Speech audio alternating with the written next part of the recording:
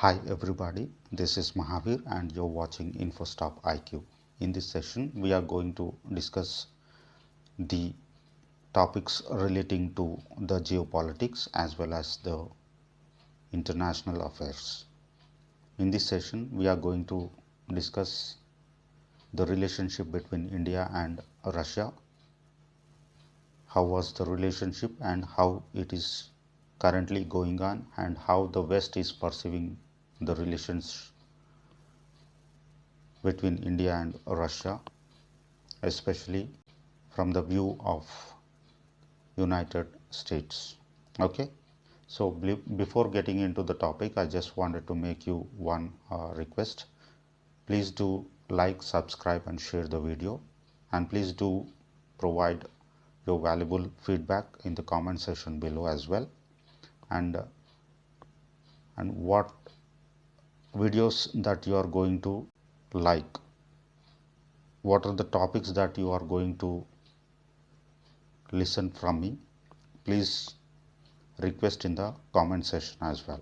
Okay, so let us start the video.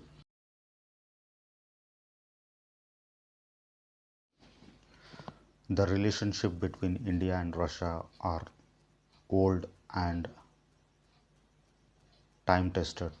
As you all know that this relationship is, the name given to this relationship is special and privileged strategic partnership.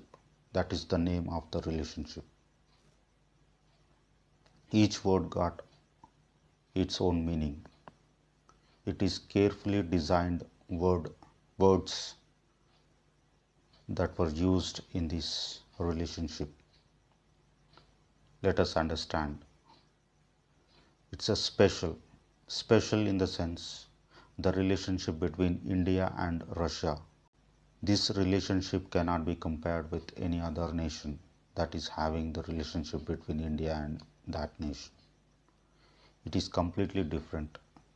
The relations between India and Russia are special.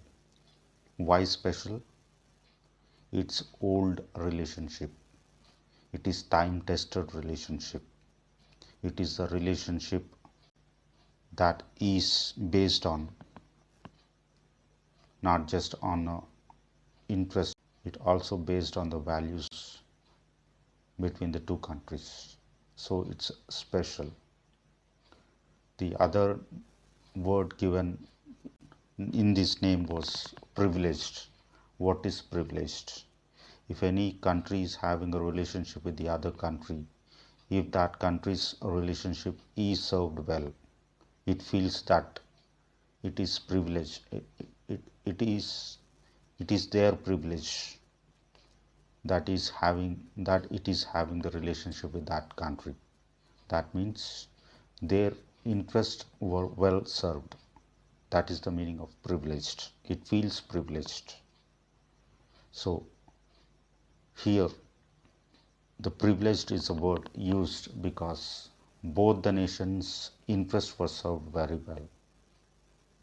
The greater care was taken by both the countries in order to not to cause any sort of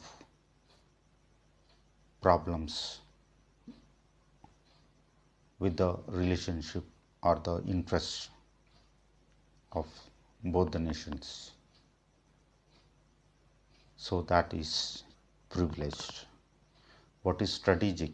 Strategic in the sense a relationship which is encompassed on a different, its whole set of variables. It's a relationship based on cultural values. It's a relationship based on economic aspect. Relationship based on the defense aspect. Relationship based on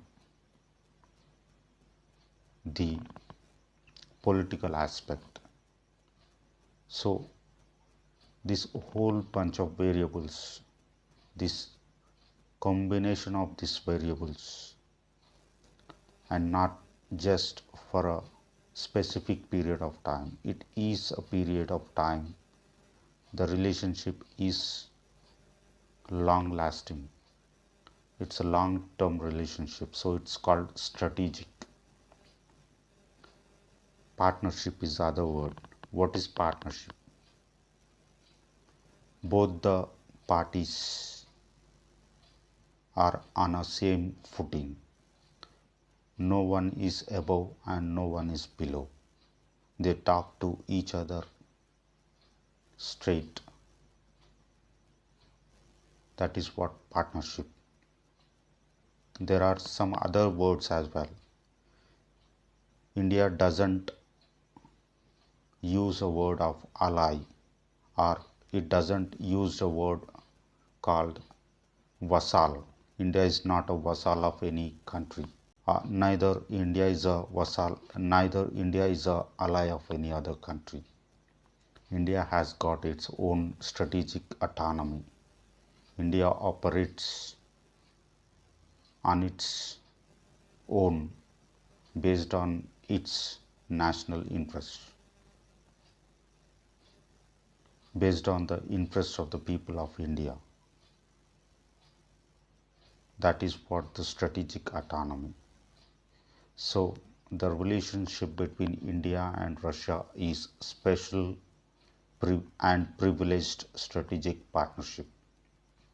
India is having many relationship with many other countries. Though they are partnership, they are called as strategic partnerships, but these special and privileged partnership is only existing between India and Russia. If we carefully analyze the relationship between India and Russia, before 1991, India and USSR relationship were excellent. USSR supported India in a difficult period. It has supported in the war between India and Pakistan. In 1971, USSR brought its naval fleet to counter both US and British fleets, which are coming closer to the Indian coast from both the sides, one from the Bay of Bengal and another from the Arabian Sea. Both were countered, and as a result of the USSR intervention, India able to win the war, and separate Bangladesh has came into the being. After the fall of USSR, India and Russia, they have continued their relationship. Initially in the 90s, both nations are under a tremendous economic turmoil. Russian Federation was a new country. Indian economy was feeling the pressure of balance of payments issue, dollar crisis. So India and Russia have well served the interest of India in those difficult period as well. Russia sold the arms and ammunition to India in order to protect its borders from two adverse nations, Pakistan and China. They sold the arms and ammunition in rupees because we are having a problem of dollars because of shortage of dollars. So India has experienced difficult times. So that is why the relationship between India and Russia are time tested. They have got together, stood together, served their both national interests, and the great care was taken not to harm the interest of both the nations. So after 90s, in 2000s and in 2010s, India and Russian relationship was steadily increased, but there are some of the indifferences that will be existing in any sort of the relationship. There was indifferences, but not a problem that can deviate both nations differently or coming out of the relationship. That has never happened, though there was some ups and downs as well in the relationship, but overall the relationship between both the nations served both the nations very well, I would say.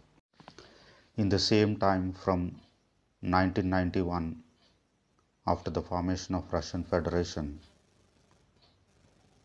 there was a slow and gradual movement of NATO expanding their influence towards the eastern side.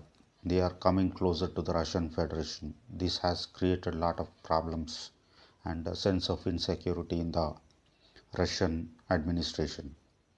So Putin, the president of Russia, he took a decision to put pressure back on the NATO. Initially, he has annexed Crimea. It's a region that was formerly under the occupation of Ukraine. Ukraine is also a part of Russian Federation, the United Soviet Socialistic Republic, which was broken into different pieces. This is one more big piece. After Russian Federation, this is the second biggest nation. The part of the Ukrainian territory, the southeastern part, which is called Crimea. This was annexed by the Russian. So USA and NATO, they thought that Russia has again got strong after the fall of USSR. Now this nation once again is expanding,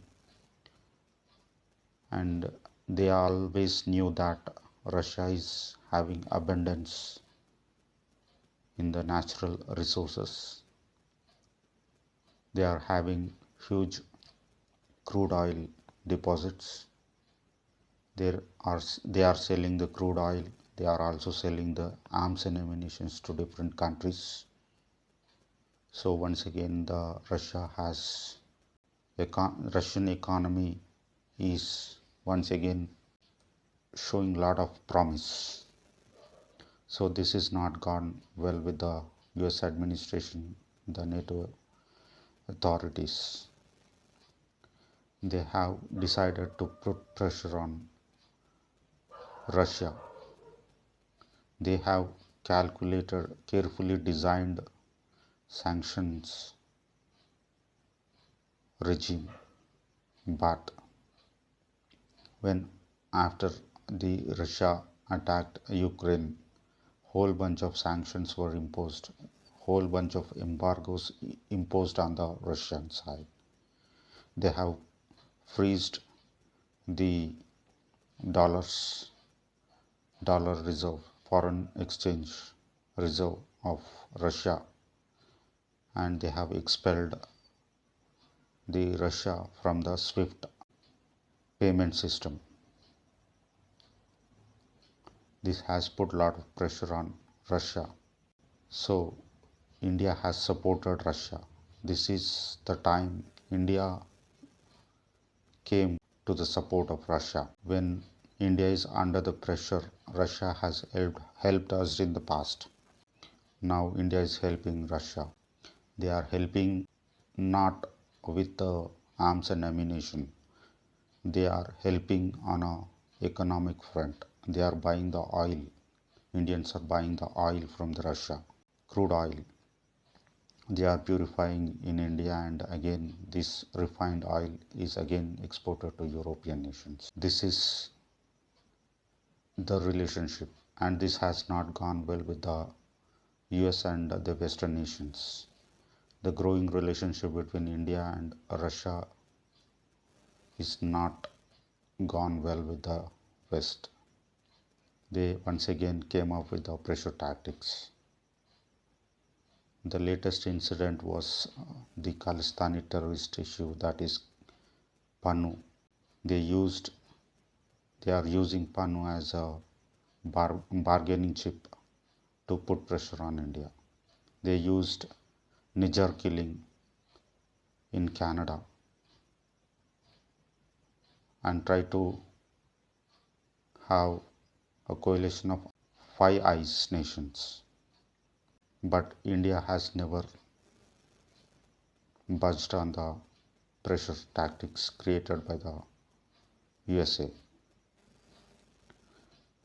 In order to counter these pressures, India has done a deft diplomatic maneuver. India has sent its foreign minister, Mr. Jaishankar, to Russia once again in order to once again come closer with Russia. And India wanted to rejuvenate the relationship between India and Russia once again. There was some deals were signed especially in the area of civil nuclear plant in the Kudankulam power plant expansion. Two deals were signed there with the Deputy Prime Minister of Russia, and Jaishankar also met Mr. Lavrov, the Foreign Minister of Russia. In the joint press briefing of Jaishankar and Lavrov, Mr. Lavrov has categorically once again reiterated its position that Russia is going to support India's candidature in the United Nations Security Council as a permanent nation. Not just that, Lavrov also appreciated the position taken by India, its operations in the global relations. India has shown its strategic autonomy. He also appreciated the successful hosting of G20 meeting in India. So again, after this meeting, Mr. Jaishankar also met Mr. Putin. Putin has broken the protocol. He met Mr. Ajit Doval previously as well, and now Mr. Jaishankar. Normally, Russian president meets the president or prime minister, that is head of the nation. But this time, Putin met Mr. Jaishankar, and he has invited Mr. Modi to visit Russia. India is once again have shown interest in buying the ammunition from Russia. It wanted to have the partnership in the defense. Russian companies are supporting, the Russian government is supporting the Make in India initiative of India's, Modi's initiative. Russian companies in the future, I can able to see very clearly that Russian companies will set up their businesses in India. They not only manufacture the defense products here in India, and from here they can able to sell to the entire world. This is a very important message that was sent by the New Delhi to the Washington. So don't try to put pressure. India is not the nation that can be pressurized easily. It is a nation which is 1/5 of the population of the world. It is one of the biggest economy. So India is not a nation that can be brought under pressure very easily. So this is the important messaging done by the New Delhi, and how this messaging is perceived by the Washington. What are the reactions that may come from the Washington is the point that needs to be seen in the future. So that's it for this today's session. Thank you.